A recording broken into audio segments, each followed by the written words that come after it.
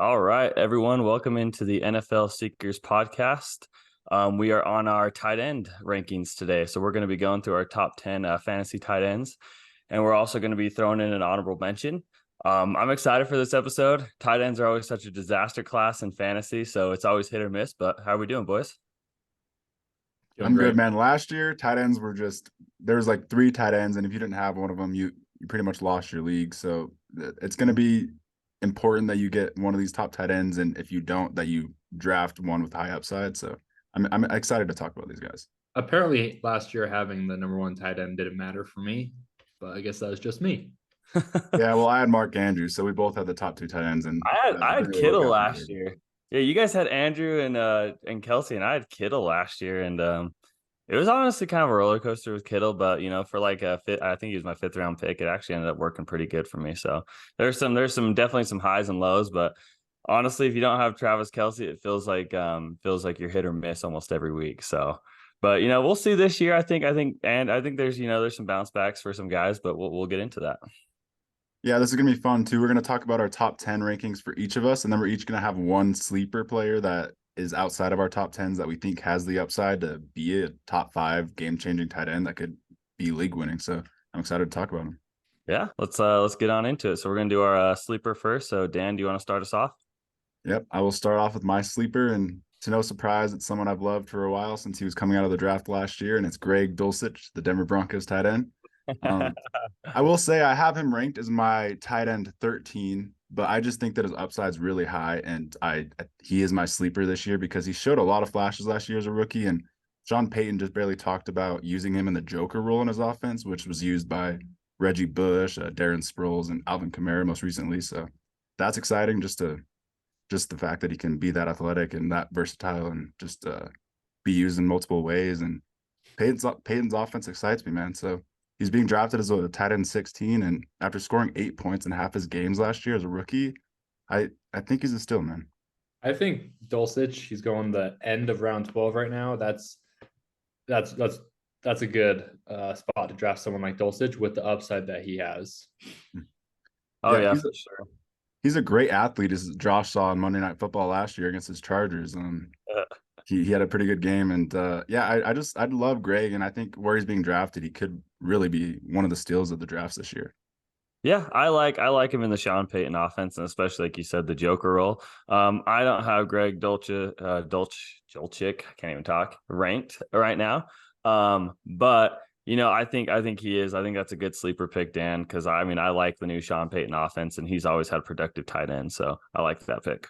Yeah, and like I said earlier, he scored over 8 fantasy points in half of his games, which, as we saw last year, if your tight end was getting 8 points, that's pretty big, and as a rookie, that's almost unheard of. So I do like Dulcich's outlook in this offense, and I think he could be exciting. But let's hear your sleeper, Josh.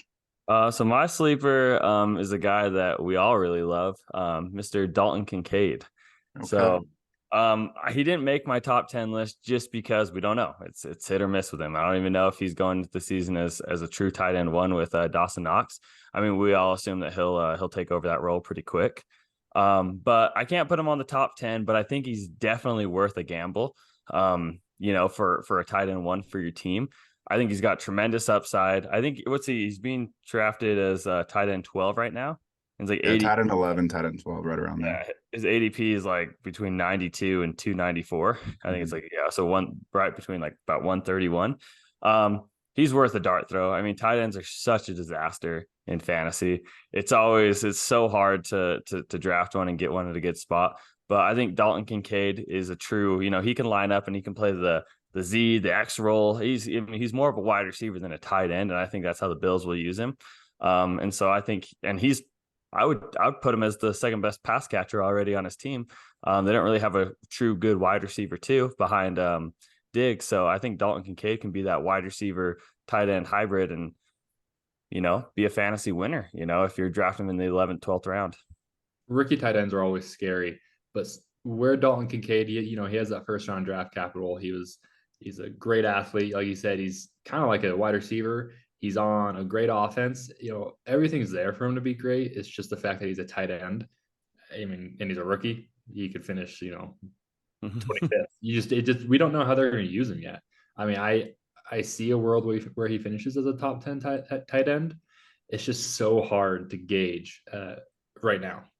Yeah, 100%. historically, rookie tight ends are just so scary, and you just shouldn't be taking them. But I'll say I have Kincaid in my top 10. It's because I love upside at the tight end position, and I'll talk about him later. That's all I'm going to say. I like it. I like it. I'm happy. I like that. I like that you have him in your top 10. Let's hear your sleeper, Shane. My sleeper, I've talked about him before. I think it was during the mock draft. It's Chig Okonkwo on the I love Titans. that. I really like him. I think I got him off waivers last year, and he's more like a wide receiver. He's got right now he's going at the beginning of the 11th round, which feels like is so worth it. That's just totally it's not really much of a gamble there. But he's on an offense, I guess right now without many weapons. We'll see what DeAndre Hopkins does. Even if DeAndre Hopkins does go there, I don't know if that necessarily changes my mindset on Chig Okonkwo. But last season he finished first among tight ends in yards per reception and tied for first in yards after the catch. So I mean, he's getting pretty deep balls and he's going after them. He's running after them. So I don't know. It's tough because he's a tight end. And do you know when he was drafted? He was a 5th round pick out of Maryland. I loved him coming out. So he was his draft capital isn't like the best, but he proved last year he can be a top tight end in this league for fantasy purposes, I guess.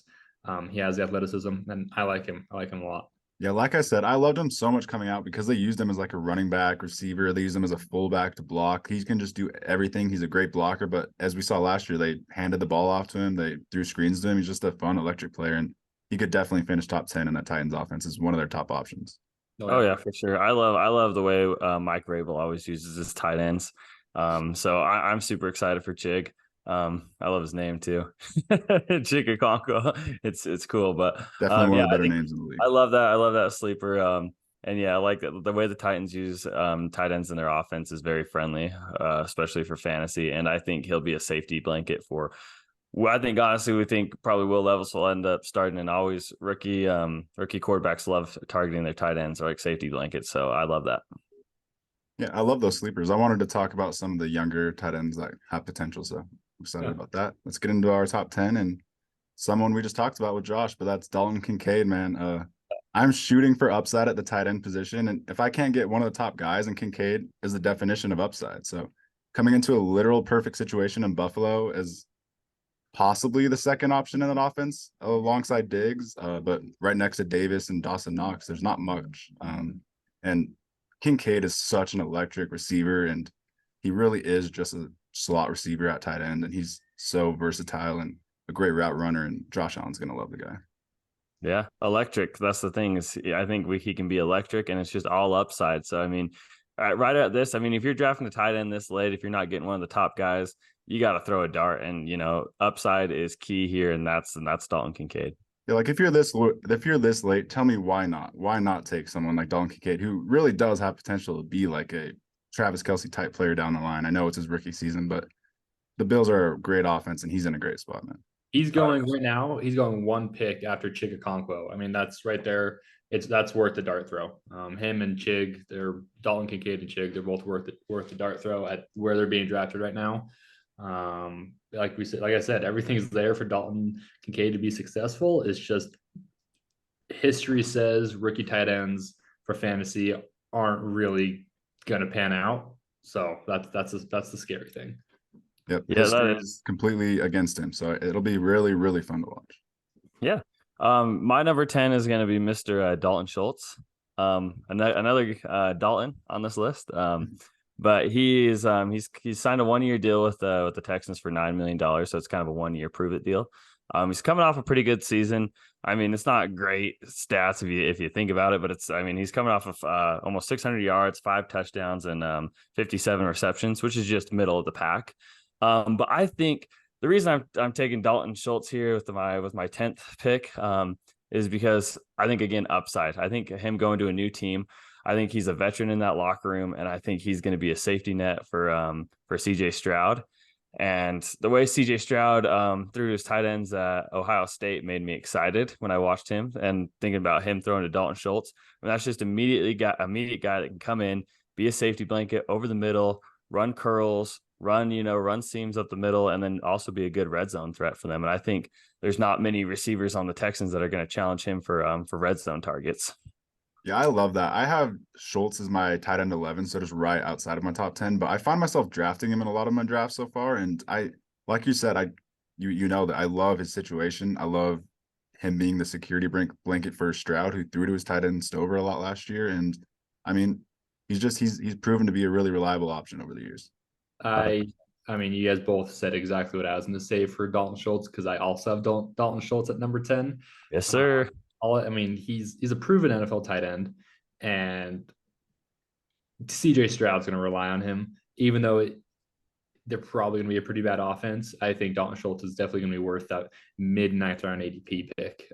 He could, I can see Dalton Schultz finishing higher than 10, but on a bad offense with a rookie quarterback, it's a big question mark.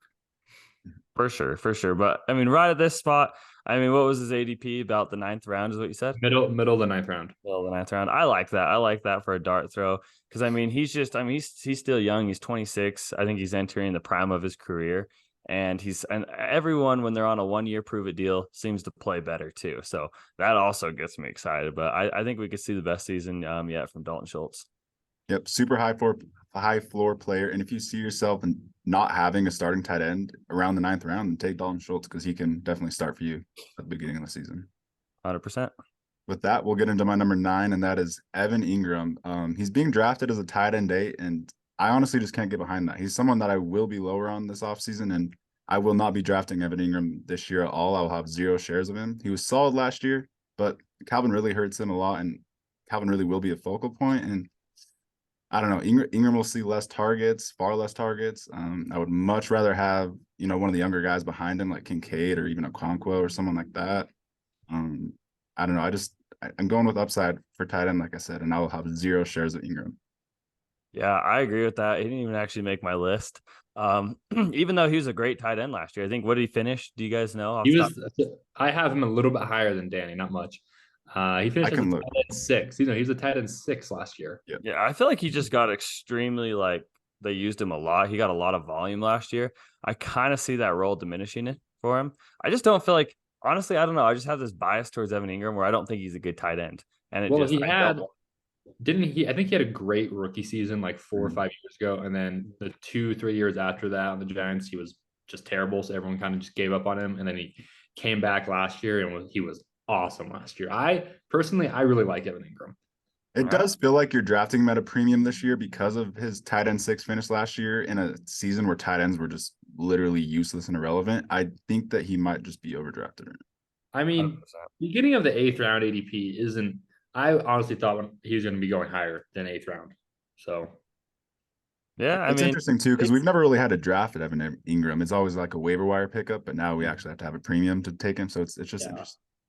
Yeah, I just don't love him. It's a personal bias. I feel like, I don't know, just because he was so bad the previous years. But I mean, he definitely did have a bounce back. But I think there's regression in store for him. I honestly just don't think. I mean, I think he's fast. I think he has terrible hands. And I don't know. I mean, the Doug Peterson definitely used him good in the offense last year. But I don't know. I feel like it'll be hard for him to mimic what he did last year. Yeah, good player. I have him at 9. So, but let's hear your number 9, Josh. So my number 9, more of kind of just a safety blanket for myself right here, Mr. Gerald Everett. Through the Shane, you'd know this off the top of your head. I believe he was like tight end 4 or 5 through like the first 10 weeks. Does that sound right? Off the top of your head, Shane. Shane would probably know this. Well, he finished. So you said through the first 4 weeks. Yeah, he battled injuries and stuff. So week 1, he finished as tight end 4, then tight end 11, then tight end 33, and then tight end 4. So his first 4 weeks, he was great. Yeah, and his strength of schedule is the 4th easiest out of a tight end this year. I think he's going to be a great check down guy for Justin Herbert. And so I don't know. I kind of see him mimicking his season last year. I kind of see around 600 yards and 6-ish touchdowns for Gerald Everett. And I don't know. I feel like he's kind of a little bit of a safety blanket. He doesn't have much upside, but he does have a pretty safe floor. And that's kind of why I feel safer drafting him at number 9, because I feel like he can be a guy that can get those 5 targets and come down with mostly all 5 of those targets. So, I mean, he's a 5-6 reception type of guy, and possibly, on his betting odds, 0.5 for a touchdown every week. So, that's kind of why I have him here. And then the strength of schedule is the 4th easiest for a tight end. And the Chargers didn't really draft anyone or bring in any competition for him, so he's going to be remaining that tight end 1 role. That's a little high. I have him outside of my top 30. Yeah, Gerald Everett's top 10 is very, very rich for my. But he was good last year. I'll give you that. It's just I personally have him low on my list because of Quentin Johnson coming in. I think they're really similar players, honestly. Even though Everett's a tight end, he plays kind of like a shorter receiver or a bigger receiver, and Johnson, I think, will kind of take a lot of the targets. And like Everett was touching the ball around the line of scrimmage a lot last year. He was getting sweeps and screens, and I think that'll be Quentin Johnson this year. Yeah, and if I feel like at best Gerald Everett will be Justin Herbert's 4th target behind Mike Williams, Keenan, and Quentin Johnston. I don't know, maybe. And Parham's always someone liked. They didn't Palmer and Guyton. Yeah. But also I feel like that opens up a lot of one-on-one opportunities for the tight end and a lot of mismatches. So I don't know. I feel like it's more of a floor pick for me, because I feel like you know what you're going to get out of him. Some of these tight ends, you're lucky if you get 2 receptions. So I feel like Gerald Everett, he's a safe 4 to 5 reception kind of guy, and maybe a touchdown every couple weeks. Definitely a safe for being on a really good offense with a good. Fair to say he's the 5th option, because Austin Ekeler is quite the PPR machine. Yeah, that's true. The Chargers got a lot of targets. I'm happy about it. I'm happy about it. Wasn't Donald Parham hurt all last year? He was. He's good. He's good, man. He's also, yeah. Okay, yeah, they're insane. Okay, yeah, the Chargers are insane. Let's go. You will be moving Gerald Everett out of your top 10 next time we do these. Okay, my number 9. I personally absolutely hate this guy. You probably already know who it is. I just felt like I had to have him in my top 10, and that is Kyle Pitts. Oh, come on, Shane. You're just the hater, man. That's just recency bias right there. Yeah. No, I've never had it. No, I've never on any of my fantasy football teams, I've never had Kyle Pitts. I think everyone's caught up on his 1,000-yard rookie season, and even though that's great, he had 1,000 yards. I think he had 1 touchdown that year, and he still has a terrible quarterback. His quarterback play isn't improving. He's coming in his 3rd year. Last year, I think he only played 10 games. Yeah, he only played 10 games. He finished as a tight end 33. He had 1 touchdown his rookie year, but I would also not really put that on him. He still had 1,000 yards, so he produced. I would kind of put that more on the quarterbacks and the coaching, but I don't know. I understand. Has the quarterback? Yeah, I don't love Ritter, but I mean, he'll beat him because I think Ritter looks up to Pitts. I think he always has as a younger player than Pitts, but actually Ritter might be older, but he's been in the league less, is what I mean. I don't know. I think he's going to bounce back, man. I think the offense is going to be a lot better. I think he could be the target leader, but I'm going to talk about him a lot later. I mean, he was what was he, the 5th or 4th pick overall in 2021? So he's drafted to be that dude. This is my last year. I mean, I'm not going to have any shares with him, but if he isn't in the top 10 this year, it's over for Kyle Pitts. Like it's done. He's irrelevant. Don't care about him. I don't care about him right now, but I don't think the fantasy community should care about him if he doesn't finish inside the top 10 this year. He's a freak athlete. He's 6'6", 246 pounds, ran a 4.44 40-yard dash. Like, he's a freak athlete. He has all the tools to be great, but he's not that. So I blame the system in Atlanta for it, and that could be it. I mean, maybe maybe a fresh start next year would be good for him if he doesn't produce this year. Yeah, but I absolutely cannot stand Kyle Pitts. I want nothing to do with him. Yeah, I get that. I understand being scared about him. I'm a little bit more excited about him than you, but I'll talk about my number 8 then, and that is Pat Freiermuth. I'm not going to try to spell his last name right now, but I like the guy a lot, man. He's being drafted as a tight end 9. He finishes as a tight end 8 last year, and I see him taking an even bigger step up this season and taking an even bigger role in that Steelers offense. So I absolutely love his value this year, and he's a certified Steeler right now. And he and Pickett showed a pretty good connection at the end of the year last year, and I see that progressing even more over more reps in the offseason. So I like that young duo, and I think Pat will be one of their top options next year. He's a really safe high floor pick. Yeah, I think with Kenny Pickett and just Kenny Pickett relying on Pat Fryermuth since he's been in the league, Kenny Pickett. So his rookie year, starting week 4, they're going to grow a great connection, and I really like Pat. I'm going to talk about him a little later. Yeah, mark me down for Pat at number 8 too. Dan, I love Pat Fryermuth. I actually had him on my fantasy team 2 years ago, in the Ben Roethlisberger offense, and it was so friendly for him. I loved it because Ben couldn't throw the ball very far, and he was running all these underneath routes. I think he scored 7 touchdowns his rookie season. He definitely regressed last year, but he started to pick it up at the end of the year. He's got the 7th easiest strength of schedule for a tight end this year. And at his current ADP right now, I absolutely love the value of him. And I think like you kind of mentioned, I think he's got a lot of room to improve this year. And, he's going to definitely get more than 2 touchdowns like he did last year. So, I mean, I think his fantasy value should shoot up in probably mid-season. And I honestly, I feel like I have him a little low here. I honestly think he could finish as a top 6, even It top feels low. 5. Yeah, it does feel low because for a guy that I feel like he's got a pretty safe floor too. So I think he's going to end up being floor. Yeah, I think he's going to be one of the steals of the draft in fantasy, and I think anyone at Pat Fryermuth's ADP should steal him. I mean, he's such a stud. Yeah, he's a steal right now because of that floor. He could be your starting tight end easily that late, and that's an absolute steal. And we have some Steelers fans in our home league, including Shane. So I doubt he'll be drafted that late in our league, but I love that. He'll probably go early, but yeah, no, I mean for anyone else, his ADP is an absolute steal, and I think he's gonna outperform what he did last year and probably be get back to that 7 touchdowns, 700 type of yard season. So I'm excited about him. I think the fact that his rookie year he had 7 touchdowns and he finished as a tight end 13, and so he had 7 touchdowns rookie year, and then last year he finished as a tight end 8 and only had 2 touchdowns. I think it's only up from there. I mean, once he starts getting more touchdowns, I mean, I really think he's more of a top 5 guy. Oh yeah, I love Pat Fryermuth this year. So excited. And to your point, we saw Kenny throwing to him in the red zone a lot last year. So yeah, it's exciting. My number 8 guy, we already talked about him. It's Evan Ingram. I don't have him much higher than you, Dan. Obviously, just one spot. But like I said, I like him. I think he's going to be I don't know. Calvin Ridley. It's so hard, but I think he's going to be one of their. Even with Ridley, Kirk, and Zay Jones, I guess ETN. I know I mentioned Gerald Everett has all those guys above him. It's a loaded wide receiver room, but I think Evan Ingram's going to still get it done. Maybe not finish as a tight end 6 again. I mean, but I think a top 10 is just a lock for Evan Ingram. He had 98 targets last year, which I think was 6th among all tight ends in 17 games played. And he's gonna have some disappearing weeks. He was pretty low on the list for consistency. He finished in the top 12 only 35% of the time.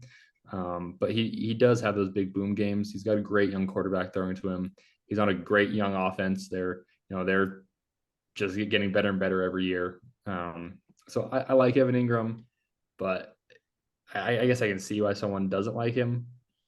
And I can get your excitement too. He's a really great athlete. He was so good last year, and they were rumored to bring in a tight end in the first round, and they didn't bring in anyone in other than Brenton Strange, who's more of a blocking tight end out of Penn State. So yeah, I get it. 100%. Yeah, I get it. I mean, he definitely proved last year that he was a top tight end, especially in a weak tight end class. But again, I'll say it, gut feeling, I don't like him. I think there's going to be a lot of regression from him this year. And like Dan said earlier, bringing in Calvin Ridley, I think will affect him a lot because I think that's a lot of targets are going to go Ridley's way. Yeah, I could. Yep. All right. We'll get into my number 7 tight end, and that is someone who's being drafted as a tight end 7 right now as well. But it's someone that I feel pretty high on, and I just love the guys in front of him. But it's Darren Waller, man. He's coming to a new situation, but I'm so excited thinking about Darren Waller in that Giants offense with Dable, and Daniel Jones looked really, really solid and reliable last year. And I know that he's going to be able to feed Waller accurately in the red zone. And I think Waller is going to be a touchdown machine, man. Like Bellinger looked pretty good for the Giants last year, and he was like a 6th round pick rookie. So I'm excited about Waller. No one's really talking about it, but he's like their best receiver, man. When Bellinger was playing, he got hurt pretty bad and missed most last season. But when he was playing, he was the tight end to pick up off the waiver wire. Yeah, they Um, like handed the ball off to him. They used him a lot. you said you're excited about him. I don't think you're that excited if you have him at 7. I have him much higher, so I'll be talking about him a little later. I was gonna say the same thing. I want to talk about him a little later too, because I got him higher as well, and I'm super excited about Darren Waller. I think the sky's the limit for him in this new offense, and I don't really think anyone's on the Giants offense is a better receiver than him. So I'll just say that, and I'll talk about him a little bit later. Yeah, we'll see if Kyle Pitts. I could end up moving Kyle Pitts down my list because I love Waller, but we'll see. We'll see how it goes. All right, and so right here at number 7 is where I'm actually going to have Kyle Pitts. I feel like this is a little bit safer floor for him. This is kind of where I want to draft him. This feels about right for Kyle Pitts. And I think his season last year was absolutely horrible and disgusting, and I don't even want to talk about it. I mean, 28 receptions for this dude, ridiculous. I mean, it was sad how they used him. But again, he's too good of an athlete. And he was one of the only, I think he was the only rookie tight end in history 2 years ago to actually ever break 1,000 yards for a tight end in his rookie season.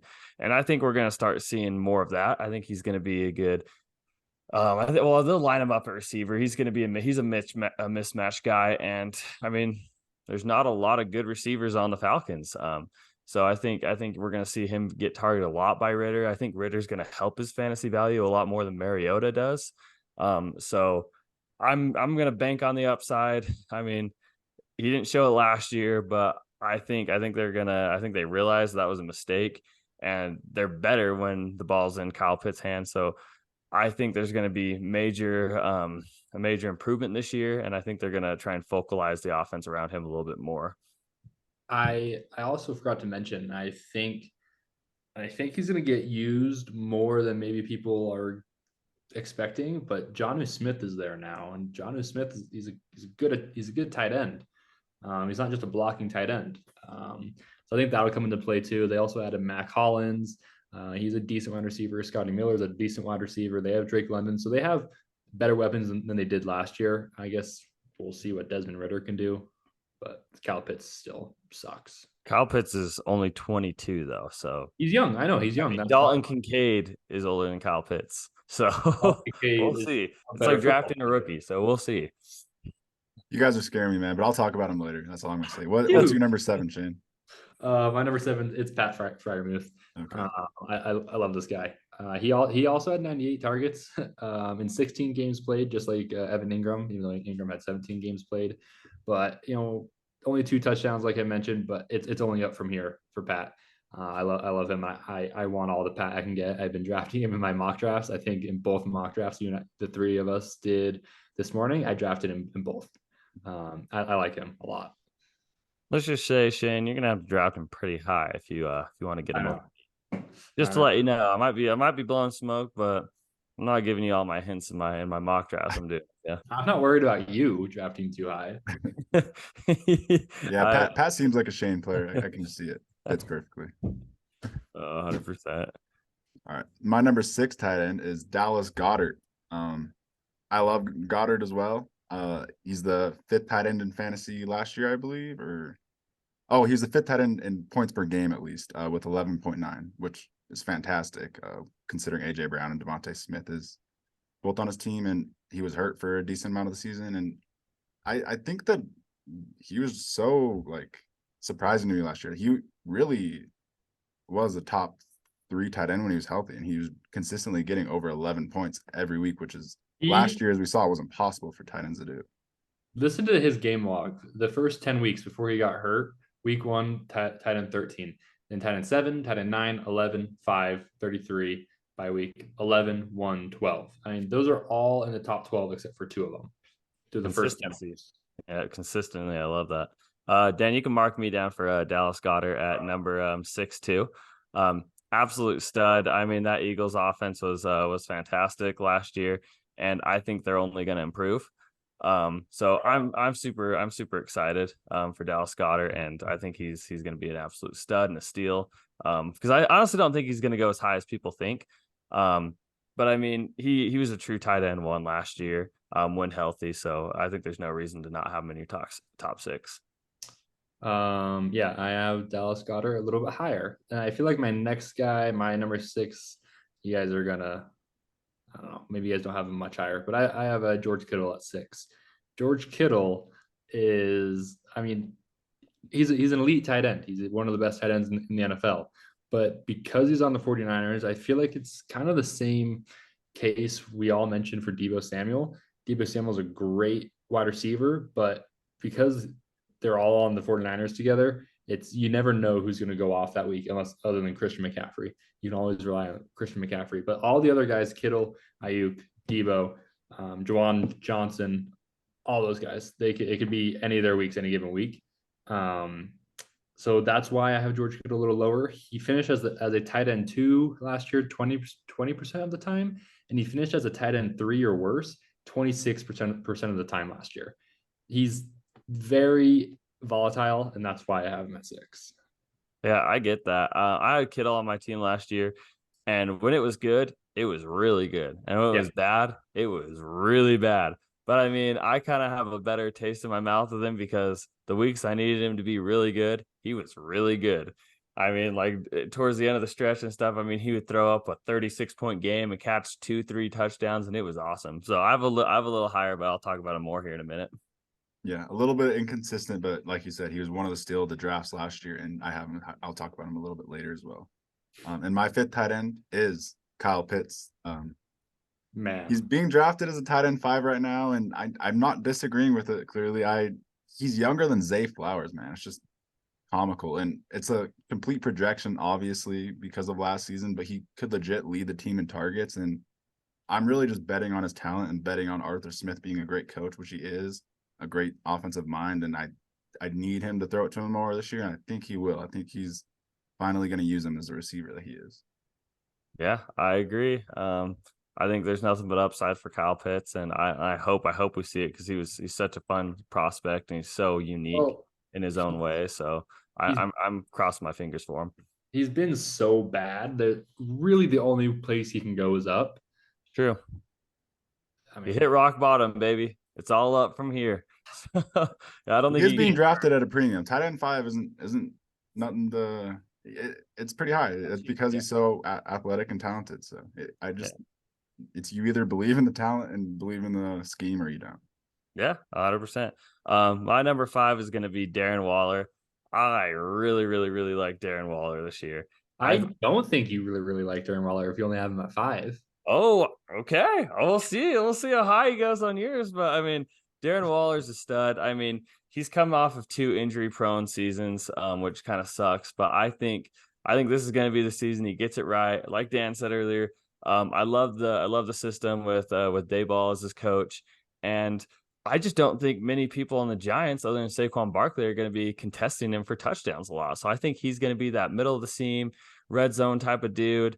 And I think he's just still got so much potential and upside, and he's such a mismatch. I mean, he's such an athletic freak too. He's a wide receiver playing tight end, and I'm super. I thought I was high on him. Apparently, Shane's going to be higher, but I think this dude could be a steal of the draft. I love it. Yeah, I'm surprised Shane's higher. I thought Shane didn't love Waller, so I'm happy that he does, because I mean, well, actually, I'm not happy because I probably won't be getting him if he's that high. So that sucks. But I love Waller, man. Okay, my number 5 guy is I have Dallas Goedert at 5. The reason I have Goedert at 5, he's safer to me. Well, actually, and numbers wise, he's safer than George Kittle.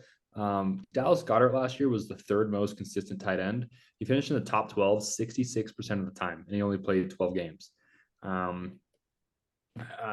That's a nice tight end to have. If I were to draft a little bit later, granted he's going the 604 right now, kind of beginning of the 6th round. If I draft my tight end a little bit later like that, I want a safe guy. And that's where you're going to get out of Dallas Goedert. Granted, he seems to be pretty injury prone. That's the only scary thing. I guess that's the same thing with Darren Waller. I was going to mention that when I talk about Darren Waller.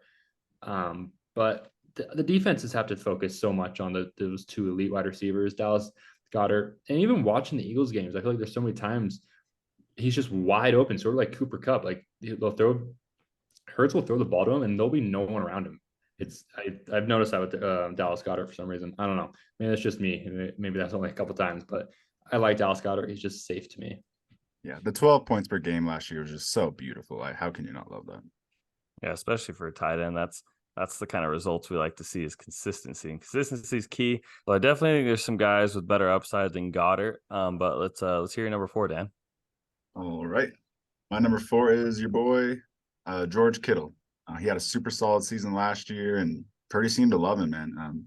He's being drafted as a tight end 4, and that's obviously where I'd take him as well. And I see a possibility where he takes a little bit of a step down with all those mouths to feed in that offense, but he was really electric last season. He really was, and he was an absolute steal and league winner in some cases. And I think I saw something where George Kittle actually was the most owned tight end amongst fantasy football league winners, which Josh did win last year, so I guess he could confirm that.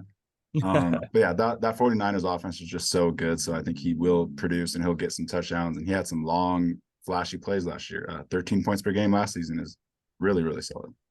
Yeah. He has those big flashy plays. That's what that's what makes him have those big boom weeks. But like Josh said, when Kittle has a down week, it is a down week. Mm-hmm. Yeah, no, and Dan, you can mark me down for number 4 is George Kittle. We have some similar ones. But I absolutely love Kittle.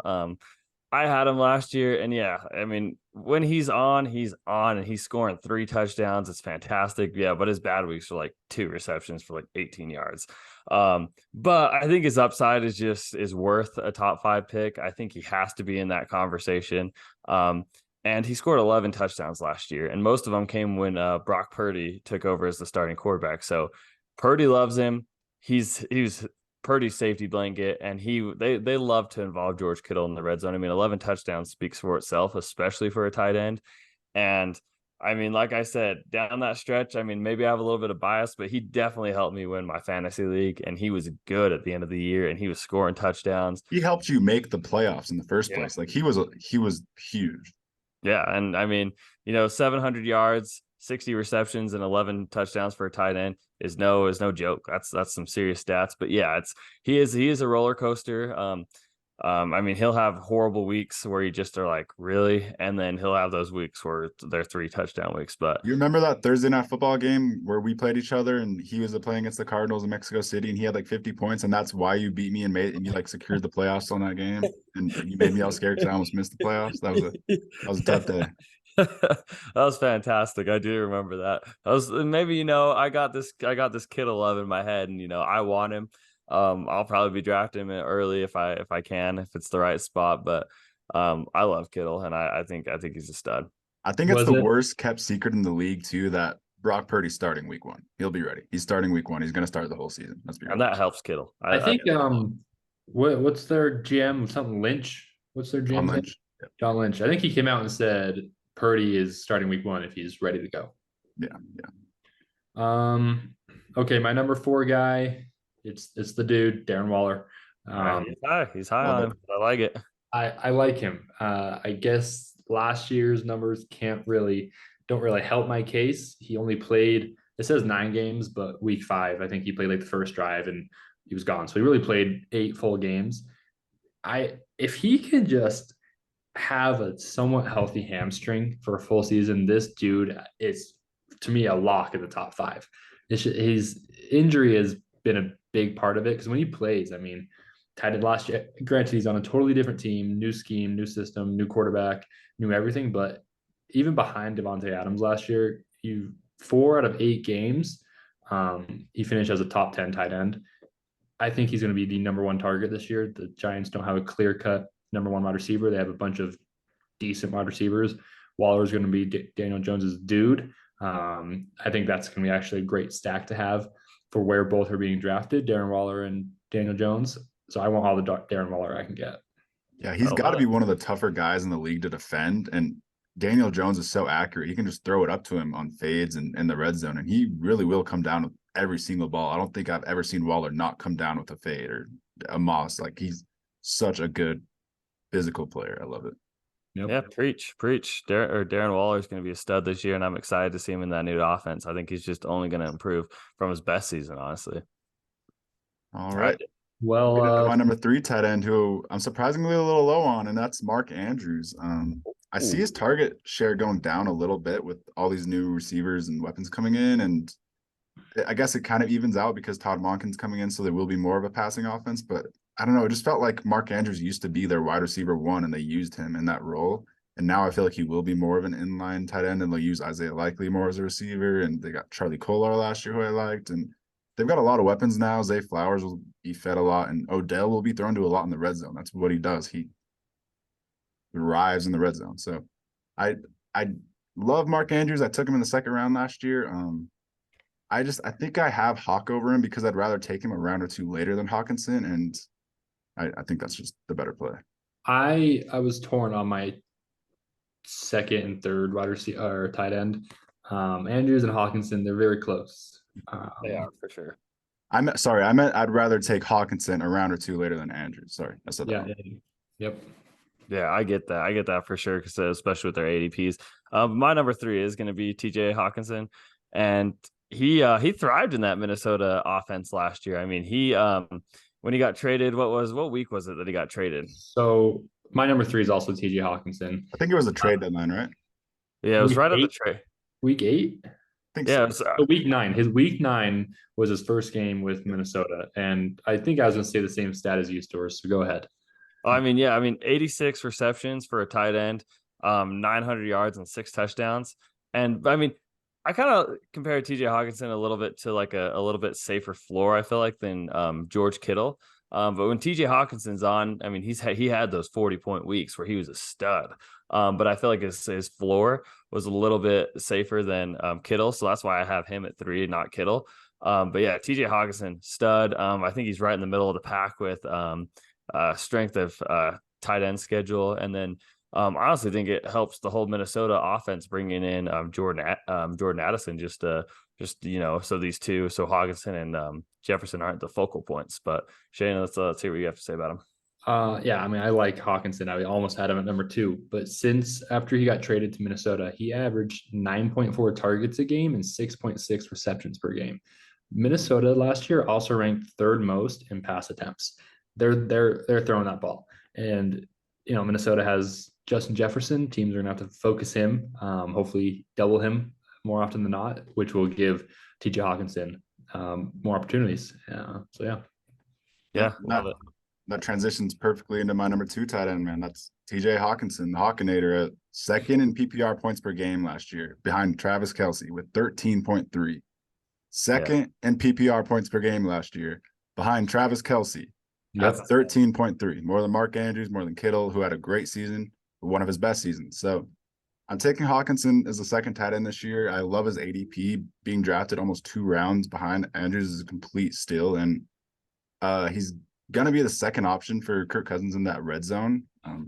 And Jefferson will be double teamed. So I think Hawkinson will kind of be like the Thielen in that offense this year. And I had Thielen last year, and when Hawkinson came over, he stole every red zone target from Thielen. So I love Hawkinson in the receiving game, and I think him and Kirk Cousins already have a great connection. It surprised me how good he was, honestly. So right now Hawkinson's going the middle of the 4th round, and Andrews is going early 3rd round. I would so much rather have Hawkinson middle of the 4th than Andrews where he's going. Like, Hawkinson is at worst the 3rd option in his passing offense behind a rookie, but I think he's the 2nd option. Really. Yeah, he's going to be ahead of Addison. Yeah. I love Hawkinson, but I feel like there's a little bit more upside with, hopefully Lamar Jackson stays healthy.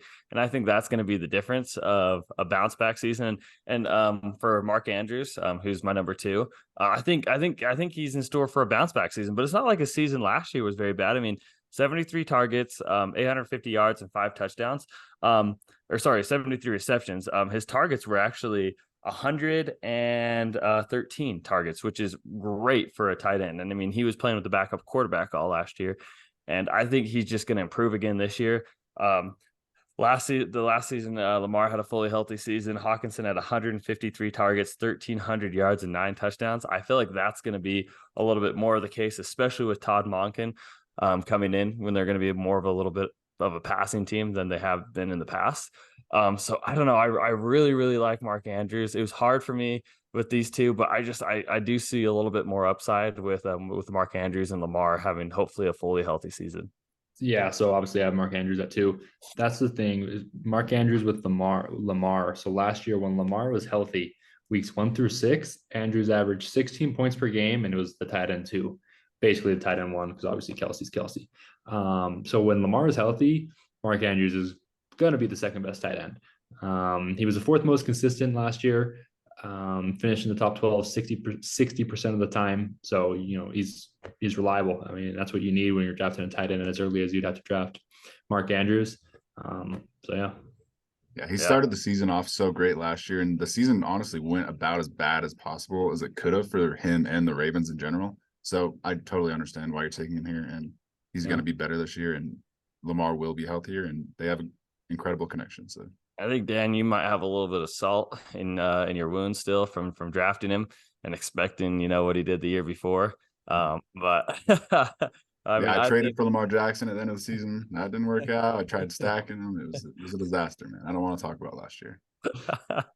So like, what else is there to really say about Travis Kelce? I mean, yeah, I was just gonna say, I'll get into my number 1 tight end, Travis Kelce, but literally, what is there to say? He's he is the best tight end of all time. Like put him below because he's like in a tier of his own. Everyone else is in their own. Fair enough. And then there's Kelce way the hell up here. He's in his own tier. He's so far above everyone else.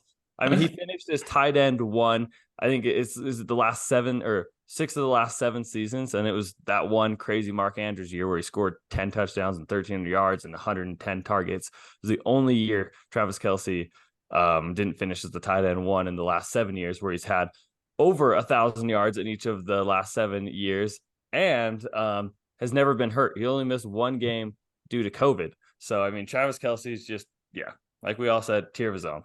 That's what I was gonna say. The dude, he's 33 years old. He's gonna be 34 coming up season. He plays 17 last year, then 16, 15, 16, 6. Like the dude plays.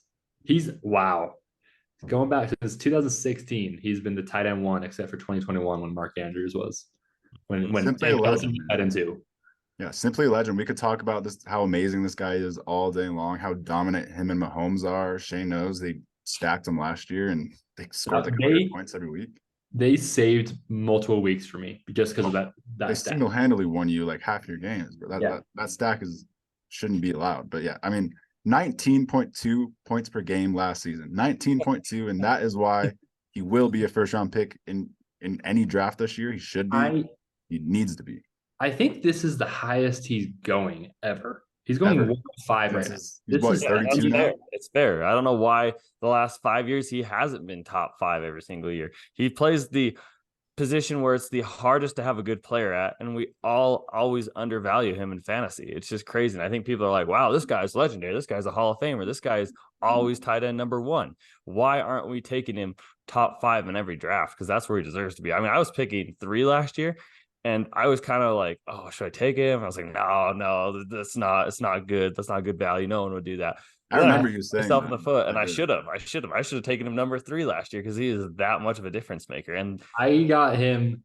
I had the 11th pick last year. I got him on the turn with my 2nd pick. So like the second pick in the 2nd round. Beautiful, crazy, absolutely gorgeous. Travis Kelce, if you can get him, where are you guys taking Travis Kelce in the first round this year? I would 4 or 5. I would rather have McCaffrey. I'd probably rather have Eckler and Jettas. Maybe Bijan too. And then Kelce. Don't ever say that again. Whoa, disrespectful. You'd rather have a rookie Bijan Robinson on the Atlanta Falcons over Travis Kelce? Yes, I would. That's gotta be the worst take I've ever heard in my entire life. You'll see. I think I'd have him in the same tier as Bijan, and I'd have him right behind like Tyreek Hill and Cooper Kupp, right behind all those guys. I'd probably take Kelce 4 or 5. Yeah, 4 or 5 is fair. I like that. Which is his ADP right now, but yeah. It's fair. I'm personally a little bit, I don't know, I don't got the balls to take him that high. I think I'd probably take him around 7 to 10 personally. Wait, would you also take Bijan over him? I would take Bijan over him personally, but that's just because I'm crazy. I'm not telling anyone to. I'm just saying I would. That's ridiculous. Yeah. Shane's disrespectful to the Bijan. That guy's going to be the next Saquon Barkley in his rookie. I'm not saying he's not going to be, but he's still a rookie running back. You hate the Falcons, man. You hate Kyle Pitts. Yeah, and I don't like Drake London either. I hate Drake London too. That's yeah. That's I like fair. Coughlin this year. But wow. But, Well, that was fun. I love this tight end episode. This was honestly one of my favorite rankings episodes. A lot of tight ends with upside we talked about, and a lot of legends. So that was really fun. yes, Yeah, sir. that was. I mean, we're all pretty much in agreement on everything. But it was fun. For the most part. Yeah, the tight ends are, you got to hit on the later round tight ends, and that's what we're trying to help you with in this episode for sure. But yeah, thank you guys so much for tuning into another episode of the NFL Seekers podcast, and we'll be back with some more episodes next week. So peace. Yes, sir. Stay Peace. tuned.